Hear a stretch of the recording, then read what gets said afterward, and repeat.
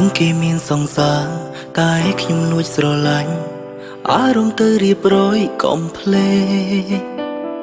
ខ្ញុំបបួលគេស្និទ្ធខ្ញុំបបួលគេស្នេហ៍ហើយចង់ទុកត្រឹមតែជាការលេងសើចតែយកចិត្តទុកដាក់ហើយហៅអូនសំឡាញ់បើសង្សារគេលឺច្បាស់ជាចិត្តខ្លោចរងការស្រឡាញ់នេះគ្រាន់តែជាការលេងសើចជាសំណោចមានពេលវេលាខ្ញុំបបួលគេថាស្រឡាញ់គ្នាធ្វើជាស្នេហ៍មិនពិត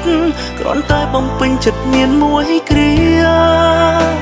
តែពេលបានគេនៅក្បែរបាត់គេចិត្តរងាតែនឹកទៀមទារកគេគ្មានស្បាយពេលដឹងគេនៅចិត្តសង្សារគេមិនដឹងខ្ញុំប្រចាំម្លេះឬស្នេហ៍មួយនឹងជាការពិតហើយពេលខ្លះបន់ឲ្យគេបែកគ្នាហួហេតុម្លេះខ្ញុំអើយមិនដេចចុងក្រោយហេតុអ្វីខ្ញុំមានអារម្មណ៍ឈឺចាប់ខ្សោយខ្សោយ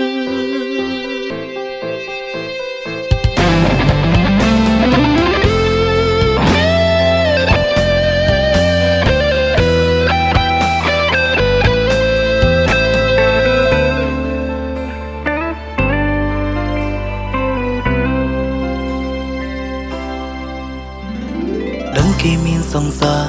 តែខ្ញុំលួចស្រឡាញ់អារម្មណ៍ទៅរៀបរយកុំភ្លេចខ្ញុំបបួលគេស្និទ្ធ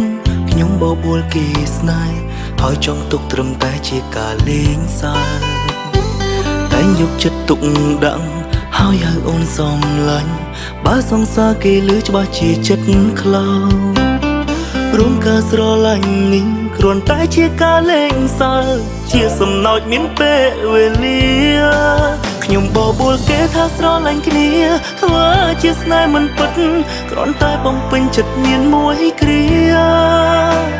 តែពេលបានគេនៅក្បែរបាត់គេចិត្តរងាតែនឹកទៀមទារកគេគ្មានស្បាយ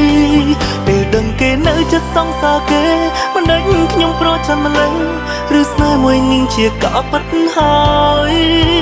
ពេលខ្លះបន់ឲ្យគេបែកគ្នាហួហេតុម្លេះខ្ញុំអើយមិនដេចចុងក្រោយហេតុអ្វីខ្ញុំមានអារម្មណ៍ឈឺចាប់ខ្សោយខ្សោយបបួលគេថាស្រឡាញ់គ្នាធ្វើជាស្នេហ៍មិនពិតគ្រាន់តែបំពេញចិត្តមានមួយគ្រា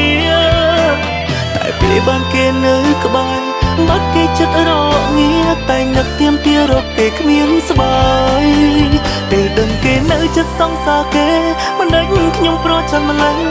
ឬស្នេហ៍មួយនឹងជាការពិតហើយពេលខ្លះបន់ឲ្យគេបែកគ្នាហួហេតុម្លេះខ្ញុំអើយមិនដេចចុងក្រោយហេតុអ្វីខ្ញុំមានអារម្មណ៍ឈឺចាប់ខ្សោយខ្សោយ